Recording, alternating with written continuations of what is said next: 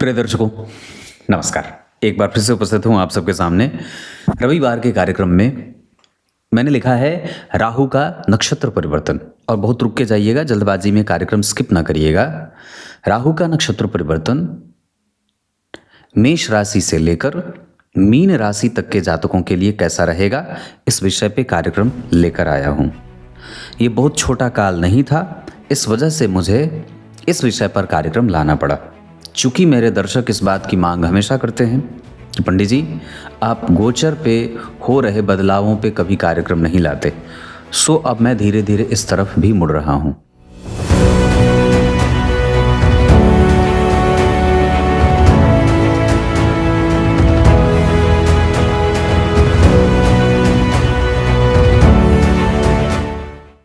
राहु देव मायावी ग्रह कहे गए हैं। दुनिया भर के जो आधुनिकता के प्रभाव हैं वो एक तरीके से भ्रम है। आधुनिक जो बदलाव है किसी भी व्यक्ति के जीवन में वो एक तरीके का भ्रम है, और ये भ्रम आपके जीवन में कितना अंदर तक समाया है, यही राहु है। शास्त्र में बात आई है बुद्ध्या विहीन मति विभ्रम सर्वशून्यम। राहु की दशा जब किसी व्यक्ति को चलती है तो उसकी मति बुद्धि भ्रम में जाने लगती है। सूर्य और चंद्रमा को प्रकाशक ग्रह कहा गया है। मंगल, बुध, गुरु, शुक्र और शनि को पंच तारा ग्रह कहा गया है, जबकि राहु और केतु को छाया ग्रह कहा गया है। राहु एक नक्षत्र पे 8 माह रहते हैं। सदैव वक्र गति से चलते हुए ये पीछे की राशि की तरफ बढ़ते हैं। बाकी जितने ग्रह हैं वो आगे वाली राशि को तय करते हैं, जबकि राहु और केतु पीछे वाली राशि की तरफ जाते हैं। तो एक नक्षत्र पे राहु देव 8 माह रहते हैं। जैसे विचारिए 2 दिसंबर 2025 से 2 अगस्त 2026 तक, मतलब ये टोटल 8 महीने का जो काल होगा, ये राहु देव अपने ही नक्षत्र शतभिखा नक्षत्र में गोचर करेंगे। और ये 24वां 25वां नक्षत्र होता है। एक नक्षत्र के 4 चरण में से राहु देव एक चरण पे 2 माह रहते हैं। मतलब शतभिखा नक्षत्र के 4 चरण, तो 2 चरण में पहले चरण पे 2 महीने, दूसरे चरण पे 2 महीने, फिर तीसरे चरण पे 2 महीने और चौथे चरण पे 2 महीने, कुल मिलाकर के 8 माह और एक नक्षत्र। इस हिसाब से अगर आप गणना करते हैं तो 2700 नक्षत्र। इसका अर्थ होगा कि राहु देव को फिर से शतभिखा नक्षत्र में आने में 18 साल का समय लग जाएगा। 18 वर्ष बाद फिर से ये शतभिखा नक्षत्र पे आएंगे। क्लियर है? मूलतया ये जो परिवर्तन मैं बता रहा हूं राहु देव का, ये मैं आपके चंद्रमा की राशि से बता रहा हूं। मतलब यह है कि आपकी कुंडली में चंद्रमा कहां बैठे हैं। शुरू करते हैं आज का कार्यक्रम। हो सकता है कार्यक्रम थोड़ा बड़ा हो तो डबल स्पीड पे कर लीजिएगा। और सबसे पहले बात करेंगे मेष राशि के जातकों के लिए। सिर्फ ये बताऊंगा कि राहु देव आपकी कुंडली में कैसे बैठे हैं और क्या परिणाम कर रहे हैं, और अब वो बदल रहे हैं तो कैसा असर डालेंगे। हर एक क्षेत्र पे चर्चा होगी। आपका दाम्पत्य, आपका प्रेम, आपका करियर, आपकी नौकरी, आपके जीवन में बदलाव, आपका स्वास्थ्य और आपका पठन पाठन, इन सभी विषयों पर चर्चा करेंगे। बने रहिएगा कार्यक्रम के अंतिम हिस्से तक। शुरू करते हैं सबसे पहले मेष राशि से। मूलतया मैं आपको एक बात सबसे पहले ही कार्यक्रम में बता दूं, और सभी लोगों के लिए, मेष राशि से लेकर मीन राशि तक के जातकों के लिए, अगर आपकी कुंडली में राहु देव केंद्र में बैठे हैं, मतलब लग्न, चतुर्थ, दशम और सप्तम में, और पंचम भाव और नवम भाव, अगर इस भाव में राहु का संबंध आपकी कुंडली में बना है तो आपके राहु लगभग अच्छे कहे जाएंगे। दूसरा, अगर आपकी कुंडली में राहु देव युवावस्था में बैठे हैं तो भी आपके राहु अच्छे माने जाएंगे। और तीसरा, अगर राहु आपकी कुंडली में किसी शुभ ग्रह से दृष्ट होकर बैठे हैं या उस भाव के अधिपति के संग बैठे हैं तो भी राहु देव अच्छे कहे जाएंगे, और ऐसे राहु आपके लिए लाभ देने वाले बनते हैं। ये बेसिक सिद्धांत है। वैसे मैंने राहु और केतु पे लगभग 70 कार्यक्रम बनाए हैं, आप जाकर के उन्हें देख लीजिएगा, जिसमें हर एक कार्यक्रम में अलग अलग जानकारी मैंने बता रखी है। शुरू करते हैं सबसे पहले मेष राशि। आपकी राशि से राहु देव लाभ भाव में गोचर कर रहे हैं और लाभ भाव में गोचर करके आपके पराक्रम, आपके दाम्पत्य यानी कि पंचम भाव और साथ ही साथ आपके दाम्पत्य भाव पे दृष्टि उनकी जा रही है। जहां मिथुन राशि उनके मित्र की राशि है, पंचम भाव में जो राशि बनेगी आपकी कुंडली में वो सिंह राशि, वहां के लिए भी वो अच्छा परिणाम देंगे। जबकि सप्तम भाव पे भी उनके मित्र की राशि बनी है। इसका अर्थ होगा कि मेष राशि के जातकों के लिए, आपकी कुंडली में चंद्रमा मेष राशि में है, इस वजह से मेष राशि के जातकों के लिए राहु का लाभ भाव से गोचर और साथ ही साथ अपने नक्षत्र का गोचर लाभ देने वाला बनेगा। अब ये लाभ कैसा होगा, तो आपके एक्सपेक्टेशन का बढ़ना होगा, आपकी महत्वाकांक्षा बढ़ेगी। हो सकता है कि आपके सामाजिक पद में वृद्धि हो, यश बढ़े, दाम्पत्य में एक अच्छा सूत्र, विवाह होने के संकेत मिले, भाई बहन से मतभेद समाप्त हो, आपका कम्युनिकेशन बेहतर हो, क्रेडिट मिलने लगे जो पहले से नहीं मिल रहा था, मतलब वर्क प्लेस पे जो आपको क्रेडिट नहीं मिल रहा था। साथ ही साथ अब आपका कम्युनिकेशन भी बढ़ेगा। स्वास्थ्य में आराम भी मिलेगा और आपका रिसर्च भी बढ़ेगा। मतलब राहु का शतभिखा नक्षत्र से गोचर मेष राशि के जातकों के लिए लाभप्रद रहेगा। ये टोटल आप इसको अगले 8 महीने तक ये बात याद रखिए कि राहु का आपकी कुंडली का प्रभाव अच्छा रहने वाला है। इसमें आपको किसी भी तरीके से परेशान होने वाली स्थिति में नहीं जाना चाहिए और निश्चित रूप से ये आपके विदेश यात्रा को भी दर्शाएंगे और आपके मन मुताबिक परिणाम को भी देने वाले बनेंगे। वृष राशि के जातकों के लिए आपकी राशि से दशम स्थान में राहु का गोचर मूलतया है और आपकी राशि के धन भाव पे उनकी दृष्टि है, आपके सुख भाव यानी कि चौथे भाव पे इनकी दृष्टि है और साथ ही साथ आपके रोग भाव पे भी इनकी दृष्टि जा रही है, मतलब छठवें भाव पे। तो वृष राशि यानी कि चंद्रमा यहाँ बैठ गए आपकी कुंडली में, तो इस हिसाब से अगर बात करते हैं तो राहु का दशम स्थान से गोचर आपके पिता के साथ संबंधों को नई ऊंचाइयां दे, सामाजिक प्रतिष्ठा बढ़ेगी, प्रमोशन बढ़ेगा। इतना ही नहीं, यहाँ से बैठ करके आपके धन भाव को देख रहे हैं तो धन कमाने में थोड़ी बहुत मशक्कत हो सकती है, पर एक्सपीरियंस भी मिलेगा, मतलब लोगों से जुड़ने का बल मिलेगा, बहुत सारी चीज़ें आपको सीखने को मिलेंगी, नए लोगों से मिलना जुलना हो सकता है नया संबंध बने, लोगों से नई मित्रता बने जो बाद में चल करके प्रेम में बदल जाए, या हो सकता है कि वो मित्र आपका जीवन भर का संगी हो जाए। ऐसी चीज़ें बनती है। मतलब इस दौरान जो मित्र मिलेंगे वो लगभग आपके साथ हमेशा रहेंगे।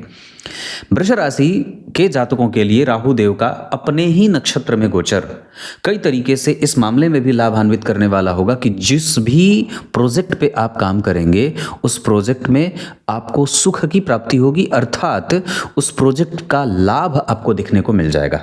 एक बात और भी होगी कि यहाँ पे आप जिस क्षेत्र में काम करने को आगे बढ़ेंगे उसका प्रयोग सफल होगा, मतलब आपके द्वारा किया गया प्रयोग सफल होने वाला है। एक बात और भी जिस पे आपको विचार करना होगा वृष राशि वृष लग्न के जातकों के लिए कि चूंकि उनकी दृष्टि आपकी कुंडली के छठे भाव पे गोचर कर रही है, इस दौरान अगर आप व्यापार और सरकारी नौकरी की तैयारी कर रहे हैं, मतलब पठन पाठन में पढ़ाई कर रहे हैं नौकरी के लिए, तो भी आपको ये लाभ के संकेत देने वाले हैं। एक बात और भी जो समझने वाली होगी कि यहाँ आपके जीवन में कई सारा एक्सपीरियंस देंगे राहु, जैसे कि मैंने पूर्व में बताया। वृष राशि वृष लग्न के जातकों के लिए राहु देव का गोचर आपके धन, प्रतिष्ठा और वैभव में वृद्धि करने वाली होगी। अगले 8 महीने तक राहु देव का प्रभाव मेष राशि और वृष राशि के जातकों के लिए बहुत ही अनुकूल और श्रेष्ठ रहने वाला होगा। बात करेंगे मिथुन राशि मिथुन लग्न के जातकों के लिए, तो आपकी कुंडली के हिसाब से अगर बात करते हैं तो चंद्रमा बैठे हैं मिथुन राशि में, जहां राहु कुंभ राशि में अपने ही नक्षत्र में है तो प्रसन्न है। अपने नक्षत्र में गया गोचर लाभ देने वाला होता है, तो कुंभ राशि में बैठकर आपके ऊपर इनकी दृष्टि है। साथ ही साथ आपके पराक्रम भाव पे इनकी दृष्टि है जहां केतु पहले से विराजमान है। उसके बाद आपके पंचम भाव यानी कि संतान वाले भाव पे भी इनकी दृष्टि जा रही है। तो मिथुन राशि के हैं आप, आपके ऊपर राहु की दृष्टि है इस वजह से, और वो भी बलवान होकर के देख रहे हैं, तो एक एक्सपेक्टेशन इतना ज़्यादा बढ़ाने वाले बनेंगे राहुदेव कि आप बहुत छोटी पराक्रम से भी बहुत ऊंची सफलता के लाभार्थी होने की स्थिति में चले जाएंगे कि मुझे चाहिए, मेरा परिणाम मुझे क्यों नहीं मिला। तो एक एग्रेशन बढ़ेगा स्वभाव में, कम्युनिकेशन बढ़ेगा, निश्चित रूप से कम्युनिकेशन बहुत अच्छा हो जाएगा, दुनिया को समझने की शक्ति बढ़ेगी मिथुन राशि के जातकों को। दूसरा, मिथुन राशि के जातकों के लिए ये किसी भी तरीके से अपना क्रेडिट लूज नहीं करना चाहेंगे। उन्होंने जो पराक्रम किया है उसका फल उन्हें अगर नहीं मिलेगा तो हो सकता है कि वो उसके विरुद्ध में भी जा सकते हैं। मिथुन राशि के जातकों के लिए काम करने का तौर तरीका बदलेगा, दाम्पत्य को सही दिशा में ले जाने का बल बढ़ेगा, हाथ से निकली हुई चीज़ों को कैसे अपनी तरफ खींच कर वापस लाना है इस वजह से पराक्रम का बल बढ़ेगा। राहु कुंभ राशि में शतभिखा नक्षत्र में है, इस वजह से व्यापार करने में मन भी लगेगा और इस दौरान आपका साहस इस लेवल का होगा कि निश्चित रूप से आपके आसपास के लोग आपके पराक्रम के पीछे भागेंगे और दांत खट्टे कर देने वाली स्थिति में आप चले जाएंगे। इसका अर्थ होगा कि राहु का परिवर्तन अगले 8 महीने 2 अगस्त 2026 तक जो शतभिखा नक्षत्र में परिवर्तन होगा, ये मिथुन राशि के जातकों के लिए हठी, क्रोध, उग्रता, वीरता, पराक्रमी और प्रतिभा, इन सब में जान डाल देने वाला होगा और ये कहीं ना कहीं व्यक्ति के प्रतिभा संपन्न होने की तरफ व्यक्ति को मुड़ेगा। बस इतनी सी बात है। अब निश्चित रूप से आपको कई बार अपनी महत्वाकांक्षा के पूरे करने के लिए, महत्वाकांक्षा को पूरा करने के लिए आप किसी मित्र को शत्रु ना बनाएं और हाथ में आई हुई चीज़ को छोड़ न दें। जैसे थोड़ा इंतज़ार अगर करना हो तो कर सकते हैं, क्योंकि कई बार आपको एक लंबी छलांग लगाने के लिए थोड़ा धैर्य भी धारण करना चाहिए। कुछ कुंडली के हिसाब से मैं ऐसी बातें भी कह रहा हूँ। इसका अर्थ होगा कि मिथुन राशि के जातकों को इस बात का भी चिंतन करना चाहिए कि आप थोड़ा शांत रहें, समय का इंतज़ार करें, पराक्रम पे विश्वास रखें और जो भी कर रहे हैं उसमें क्रेडिट आपको मिल रहा है, इससे आपको दूर नहीं जाना है। क्लियर है। दूसरा, मिथुन राशि के जातकों के लिए आपके ऊपर राहु की दृष्टि है। पहले वैसे भी इस कारण से भी थोड़ा बहुत भ्रम रहेगा, तो हो सकता है कि आप सशंकित विचारों वाले भी हो जाएं और आपकी जन्म कुंडली के पराक्रम भाव पे दृष्टि डाल रहे हैं, जहां आपको पराक्रमी और हठी बना रहे हैं। साथ ही साथ आपके पंचम भाव पे दृष्टि डाल रहे हैं। इस वजह से आप व्यापार को लेकर के अपने, हो सकता है कि जो आपके को वर्कर हैं, जो आपके साथ काम करते हैं, उनके साथ आपके संबंध कभी कभी उठापटक वाले हो जाएं। ऐसा ना हो, इस वजह से इसकी विशेषतया ध्यान रखने की आवश्यकता होगी। दाम्पत्य ठीक है, परिवार को समय देना होगा, उसके साथ प्रेम संबंधों में एक सामान्य ऊंचाइयां प्राप्त हो सकती हैं, पर नौकरी वगैरह में आपका मन बढ़ेगा और नौकरी के लिए की जाने वाली मेहनत भी बढ़ने वाली है। सामान्यतया मेहनत बढ़ेगा तो पराक्रम भी आपके पास आकर के सट जाएगा। तो ये आपकी कुंडली में मिथुन राशि के जातकों के लिए मैंने ये बात कही है। अब बात करते हैं कर्क राशि की। आपकी राशि यहाँ है और चंद्रमा और गुरु यहीं बैठे हैं, मतलब आपकी राशि में अभी वर्तमान में देवगुरु बृहस्पति भी हैं, पर सामान्यतया एक परिवर्तन देवगुरु बृहस्पति का मई जून में होगा, मैं उसको यहाँ पे नहीं रख रहा। पर एक बात, सिर्फ इतनी का बात कहूँगा कि यहाँ पे उच्च के गुरु का फल आपको जून तक तो लगभग मिल जाने वाला है, जहाँ नौकरी, पद, प्रतिष्ठा, सामाजिक लाभ, संतान, दाम्पत्य, विवाह, प्रेम और प्रमोशन, ये सब गुरु आपको पहले से दे रहे हैं। और आपकी राशि से जो देवगुरु बृहस्पति का प्रभाव है और साथ ही साथ राहु का अपने नक्षत्र में जो गोचर है, वो कई बार आपके सामान्यतया आपकी राशि से 8वें घर में राहु गोचर कर रहे हैं अपने नक्षत्र में, तो बलवान होकर के गोचर करेंगे, क्योंकि मित्र की राशि में है और अपने नक्षत्र में भी हो गए। इस वजह से अब कर्क राशि के जातकों का रिसर्च बढ़ने वाला है। रिसर्च बढ़ेगा, कंसंट्रेशन बढ़ेगा, व्यय पे नियंत्रण रखने का मन करेगा कि व्यय को नियंत्रित कैसे किया जाए, डिप्लोमेसी बढ़ेगी, कारोबार करने, काम करने में मन लगेगा काम करने में। इसके बाद पद और प्रतिष्ठा की तरफ उन्मुख होंगे, कैसे और भी ज़्यादा पद प्राप्त किया जाए, लग्जरी कैसे और बढ़ाई जाए, सुख सुविधाओं को कैसे जीवन में जोड़ा जाए। माता और पिता के बीच मतभेदों को शांत करने में आपकी दिलचस्पी बढ़ेगी या आप उसे शांत करना चाहते हैं। पारिवारिक क्लेश को किस तरीके से समाप्त किया जाए, इस तरफ भी आपका ध्यान जाएगा। परिवार से दूर रह कर के भी आप परिवार को नज़दीक लाने की पूरी कोशिश करेंगे। ये कब करेंगे और कौन करेगा, ये कर्क राशि के जातकों की बात होगी। आपके व्यय भाव पे उनकी दृष्टि है और मिथुन राशि पे उनकी मित्र की दृष्टि जाएगी। इस वजह से यहाँ पे विदेश यात्रा, विदेश गमन, विदेशी लाभ और आपके धन भाव पे उनकी दृष्टि जाएगी तो धन कमाने का बल बढ़े, पराक्रम बढ़े, किसी भी तरीके से हारने की स्थिति में नहीं जाएंगे। और आपके सुख भाव पे उनकी दृष्टि जाएगी, इस कारण से भी चूंकि अपने नक्षत्र में होकर के बलवान हैं, तो आपके मानसिक शांति, माता के पास टिक कर काम करना, माता को एक सुख देने की बात जिसे समझते हैं आप लोग कि माता को कैसे सुख दिया जाए, उनके साथ संबंध कैसे और भी ज़्यादा मजबूत किया जाए, इन सभी विषयों पे राहु देव का गोचर आपके लिए लाभान्वित रहेगा। मतलब मूलतया ये बात मैंने जो बताई ये बहुत ही ध्यान देने वाली बात होगी। तो कुल मिलाकर के कर्क राशि के जातकों के लिए राहु देव इस तरीके का परिणाम देने वाले। इसमें जो मैंने बात कही है इसको थोड़ा समझ लेना चाहिए, बाकी तो चीज़ें आप जानते ही हैं। अब बात करते हैं सिंह राशि, सिंह लग्न के जातकों के लिए। आपकी कुंडली में पहले ही चंद्रमा यहीं विराजमान है और केतु अभी वर्तमान में भी हैं। राहु और केतु का प्रभाव आपकी राशि पे है, इस कारण से मन उग्र और क्रोध से युक्त हो सकता है।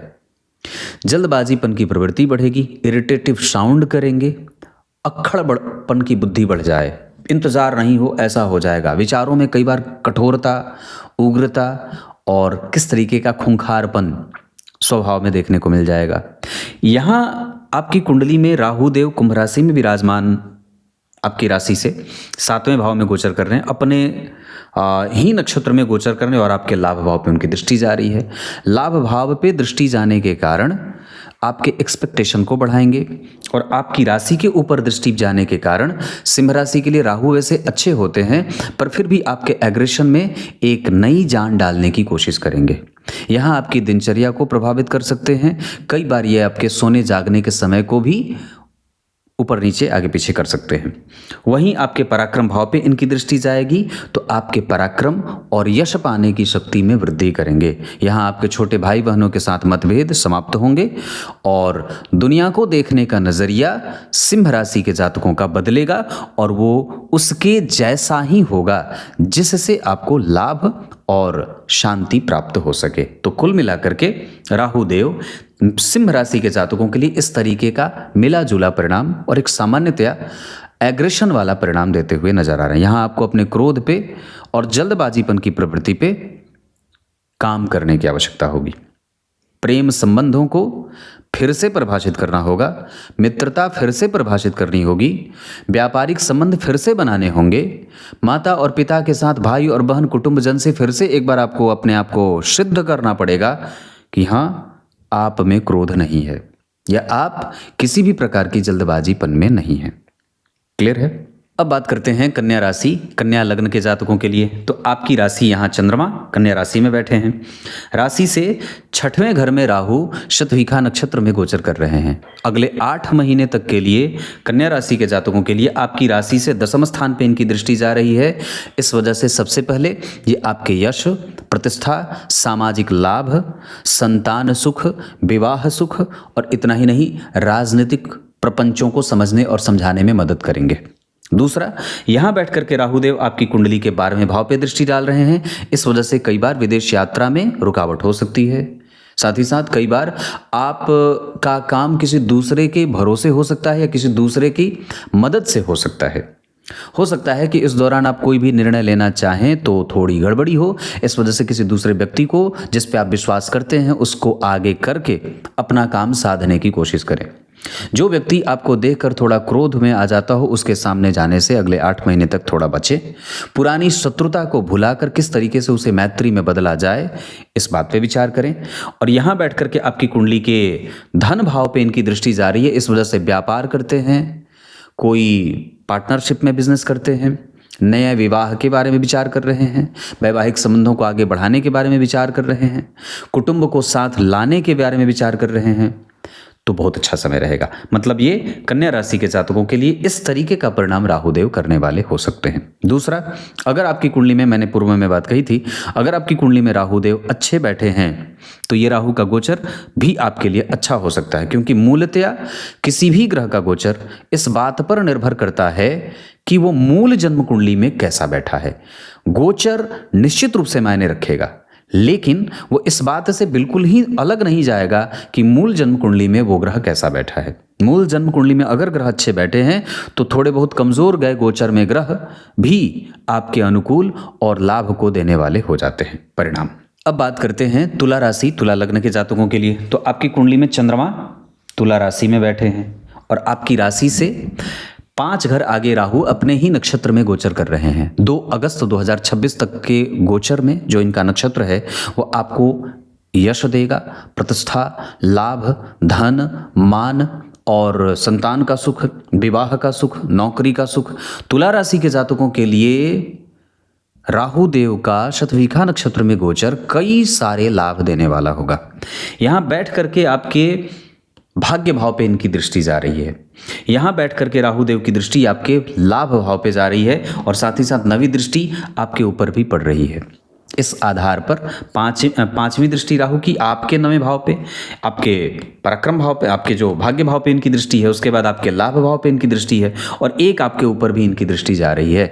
तो हमें थोड़े से जल्दबाजीपन की प्रक्रिया से अपने आप को शांत रखना होगा। किसी भी पराक्रम को आपने जो पूर्व में किया है उसका प्रतिफल आपको तुरंत ना मिले तो थोड़ा धैर्य रखना होगा। मतलब हो सकता है कि आपको थोड़ा इंतजार करना पड़े, तो कर लीजिए। इसके बाद आपके जन्म कुंडली के भाग्य भाव पे इनकी दृष्टि जा रही है। इस कारण से तीर्थ दर्शन करना हो, दान पुण्य करना हो, बड़ों के लिए कोई काम करना हो, जैसे सामाजिक क्षेत्र में कोई काम करना हो, ये काम कर सकते हैं। राहु देव आपकी राशि से 5वें घर में गोचर कर रहे हैं और आपके लाभ भाव पे इनकी दृष्टि जा रही है। इस वजह से एक्सपेक्टेशन को थोड़ा कम, अपने महत्वाकांक्षा की पूर्ति को और थोड़ा कम करना होगा। हो सकता है कि थोड़ा आपको संशयों में परिणाम मिले। दूसरा, यहाँ बैठ करके आपकी कुंडली के ऊपर भी दृष्टि जा रही है, आपकी राशि पे दृष्टि जा रही है। इस वजह से निर्णय लेने में सावधान रहें। एक्सपेक्टेशन मैंने कहा था पूर्व में, वो वाली बात याद रखिए। उसके बाद यहाँ पे जन्म कुंडली में आपकी राशि पे इनकी दृष्टि जा रही है। इस कारण से दाम्पत्य में मतभेद बढ़ सकता है। छोटे मोटे मतभेद, आंतरिक कलह उभर करके सामने आ सकता है। विशेषतया ससुराल के साथ, दाम्पत्य में पत्नी के साथ, बच्चों के साथ, वर्क प्लेस पे आपके जो कर्मचारी हैं उनके साथ आपके संबंध अच्छे होने चाहिए। प्रतिष्ठा कैसे बढ़ाई जाए, दाम्पत्य कैसे बेहतर रखा जाए, पत्नी को कैसे खुश रखा जाए, व्यापारियों के साथ आपके संबंध कैसे हों, बाजार में अपने आप को कैसे स्थापित रखा जाए, इन सभी विषयों पर भी आपको निश्चित रूप से एक परिचर्चा शामिल करनी चाहिए।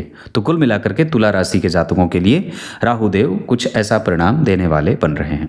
वृश्चिक राशि वृश्चिक लग्न के जातकों के लिए राहु देव का गोचर आपकी राशि से 4थे है अपने नक्षत्र में। यहाँ बैठ करके आपके ये 8वें भाव पे दृष्टि डाल रहे हैं। यहाँ राहु देव आपकी राशि से 4थे भाव में बैठ करके आपके 10वें स्थान पे दृष्टि डाल रहे हैं और साथ ही आपके व्यय भाव पे दृष्टि डाल रहे हैं। इस कार्यक्रम को बनाने का एक उद्देश्य ये भी था कि वृश्चिक राशि के जातकों के लिए राहु देव का ये गोचर शतभिखा नक्षत्र में धन, मान, पद, प्रतिष्ठा, लाभ, दाम्पत्य, विवाह, प्रेम, संतान और बहुत सारा प्रमोशन ये देने वाले बन रहे हैं। तो अगले 8 महीने तक वृश्चिक राशि के जातकों के लिए राहु देव का गोचर आपके रिसर्च के लिए भी बहुत अच्छा है, प्रमोशन के लिए भी बहुत अच्छा है और आपके बहुत सारे तरक्की के दरवाजे खोलने वाला साबित हो रहा है।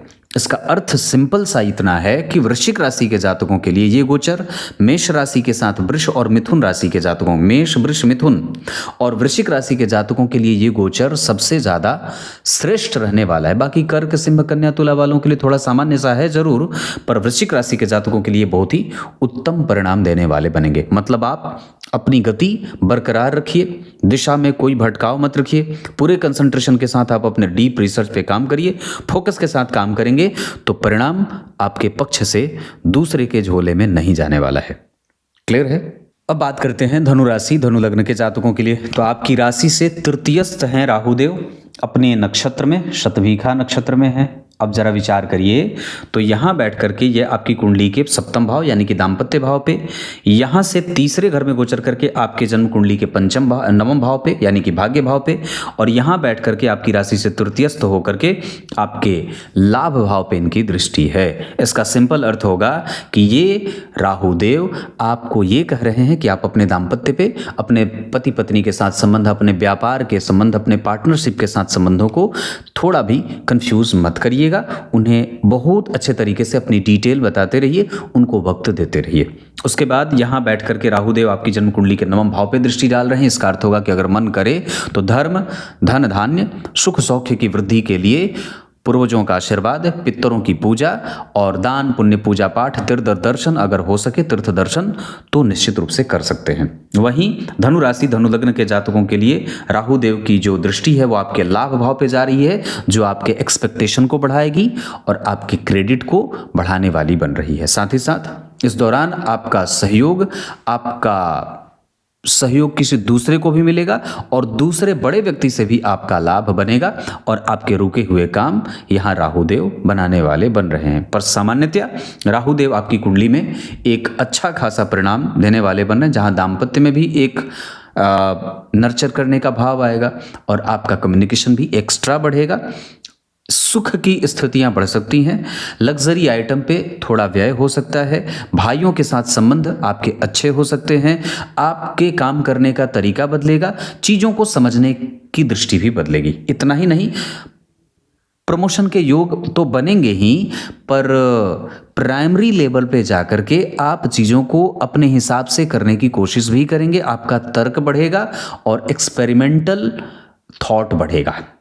सीधी बात है। तो ये बात होगी धनु राशि धनु लग्न के जातकों के लिए। मकर राशि मकर लग्न के जातकों के लिए आपकी राशि से द्वितीय भाव में राहु का गोचर अपने नक्षत्र में है, इस वजह से बलवान है। यहाँ बैठ करके वो आपकी जन्म कुंडली के रोग भाव पे दृष्टि डाल रहे हैं, आपके घर से दूसरे घर में गोचर करके आपके अष्टम भाव पे दृष्टि डाल रहे हैं और यहाँ बैठ करके आपकी राशि से द्वितीयस्थ गोचर करके आपके कर्म क्षेत्र यानी कि दशम स्थान पे उनकी दृष्टि जा रही है।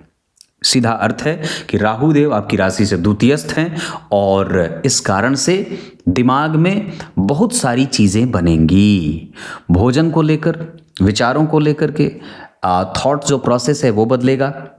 इतना ही नहीं, ये आपके रोगों को भी प्रभावित करेंगे, तो दवाइयाँ बंद नहीं करनी चाहिए। नौकरी के लिए जितनी भी आप पराक्रम अपनी एनर्जी डाल रहे हैं उसको डाले रखिए, उसमें थोड़ी सी भी लापरवाही नुकसान का कारण बना सकती है। राहुदेव आपकी जन्म कुंडली के अष्टम भाव पे दृष्टि डाल रहे हैं, इस वजह से स्वास्थ्य पे ध्यान रखने की आवश्यकता, पाचन तंत्र गड़बड़ न हो इसका ध्यान रखें।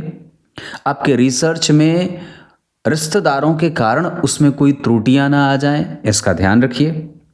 कुटुंब जन से मतभेद बढ़े नहीं, इसका ध्यान रखिए।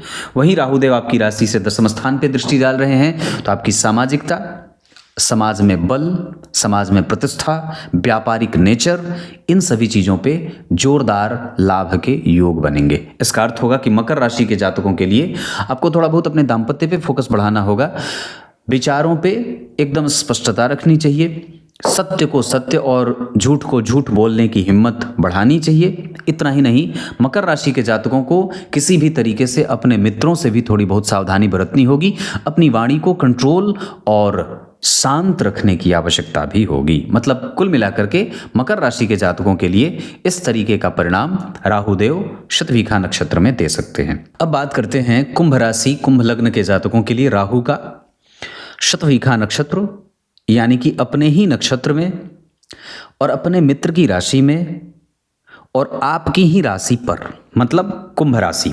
इसका अर्थ है कि ये आपकी कुंडली में चंद्रमा यहीं 11 नंबर में बैठे हैं और 11 नंबर की राशि शनि की 7.5 भी चल रही है। दूसरा, यहीं पे राहुदेव अपने नक्षत्र में विचार कर रहे हैं, तो यहाँ से बैठकर पंचम भाव पे, यहाँ से बैठकर सप्तम भाव पे और यहाँ से बैठकर आपके नवम भाव पे इनकी दृष्टि जा रही है।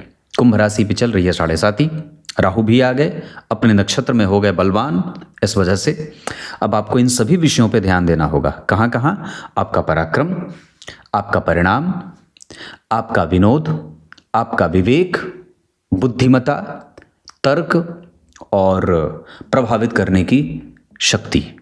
इसके साथ साथ पंचम भाव पे, मतलब आपकी राशि से सप्तम, आप राहु की दृष्टि 7वीं हो गई, आपकी राशि से पंचम भाव पे मैंने बात बताई, और यहाँ पे आपकी राशि से सप्तम भाव पे जब उनकी दृष्टि जाएगी तो आपके दाम्पत्य को कमज़ोर करने की पूरी कोशिश करेंगे, आपकी दिनचर्या को बांधने की कोशिश करेंगे, उसे भटकने न दीजिएगा।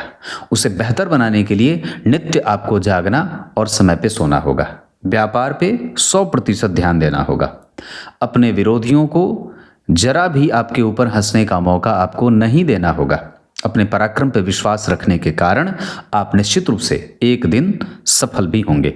जबकि यही कुंभ राशि के राहुदेव शतभिखा नक्षत्र में बैठकर आपकी राशि से नवम भाव यानी कि तुला राशि पे दृष्टि डाल रहे हैं, जो आपका भाग्य भाव है। भाग्य भाव पे तुला राशि पे दृष्टि धर्म और मोक्ष के रास्ते को तय करवाएंगे। इसका अर्थ ये होगा कि परमात्मा की प्रीति बढ़ेगी। मोक्ष के रास्ते का अर्थ ये नहीं कि मृत्यु प्राप्त कराएंगे, नहीं। जितनी देर आप भगवान के मंत्रों का जप करते हैं, जितनी देर आप भगवान में रहते हैं, उतनी देर मोक्ष में रहते हैं। तो यहाँ राहुदेव तुला राशि पे दृष्टि डाल करके कुंभ राशि के जातकों के धर्म की यात्रा कराएंगे, तीर्थ का दर्शन कराएंगे और बड़े अच्छे लोगों से मैत्री भी कराएंगे। इस मामले में कुंभ राशि के जातकों को थोड़ा लाभ निश्चित रूप से हो सकता है। मतलब उनके अंदर आध्यात्मिक प्रगति होगी और आध्यात्मिक उन्नति वो करना चाहेंगे। अब बात करते हैं राशि चक्र की अंतिम राशि मीन राशि, और ये चंद्रमा आपके यहीं बैठ गए। राशि से 12वें घर में गोचर कर रहे हैं। इस वजह से 12वां भाव विदेश का होता है, तो ये अपने नक्षत्र में होकर अपने मित्र की राशि में होकर के विदेश यात्रा, बाहरी प्रभाव, इंपोर्ट एक्सपोर्ट का कारोबार और बहुत सारा धन लाभ विदेश से प्राप्त होता हुआ नजर आएगा। शेयर बाजार से भी कई बार आपको लाभ हो सकता है। इस दौरान आपकी जिम्मेदारियां निर्वहन करने में राहुदेव मदद करेंगे। अपने नक्षत्र में होकर बलवान होने के कारण राहुदेव आपके सुख भाव पे दृष्टि डाल करके आपके धन धान सुख सौख्य की वृद्धि करेंगे, भवन भूमि वाहन आदि का लाभ देंगे। जबकि आपकी राशि से 6वें भाव की राशि पे इनकी 7वीं दृष्टि जा करके आपके नौकरी, आपके पद, आपके प्रतिष्ठा में कभी कभी कमजोरी का परिणाम देंगे, या हो सकता है कि स्वास्थ्य में कुछ रुकावटों का सामना भी करना पड़ेगा। मीन राशि के जातकों के लिए आपकी राशि से 8वें भाव पे कुंभ राशि से बैठकर तुला राशि पे राहुदेव की दृष्टि आपके रिसर्च को बेहतर करेगी, आपके डीप थॉट को बेहतर करेगी। ज्योतिष, धर्मशास्त्र, आध्यात्म और बहुत सारे छुपे हुए गहरे विषयों के बारे में आपकी रुचि को बढ़ाने में सहयोग प्राप्त होगा। मीन राशि के जातकों के लिए राहुदेव का शतभिखा नक्षत्र में बैठकर जो परिणाम मिल रहा है उसमें लगभग 50% तक का पक्ष आपके पक्ष में होगा, जबकि 50% का परिणाम आपके विरुद्ध भी जा सकता है, जिसमें स्वास्थ्य और कई बार सामाजिक प्रभाव आपका कम हो सकता है। हो सकता है कि आप थोड़े आत्म केंद्रित होकर के किसी भी विषय को देखना चाहेंगे, सामाजिकता आपकी थोड़ी कम हो जाएगी, ऐसा संभव है। पर एक बात ज़रूर है कि अगर आप अपने आप को विदेश ले जाना चाहते हैं, बाहर सेटल होना चाहते हैं और किसी भी तरीके से अपनी जिम्मेदारियों से मुक्त होना चाहते हैं, तो राहुदेव अगले 8 महीने में आपका मार्ग प्रशस्त करने वाले ग्रह बन जाएंगे। कुछ इसी तरीके से आज के इस राशि फल के कार्यक्रम का समापन करते हैं, जो राशि पे केंद्रित था, मेष से लेकर मीन तक। तब तक के लिए बहुत बहुत नमस्कार।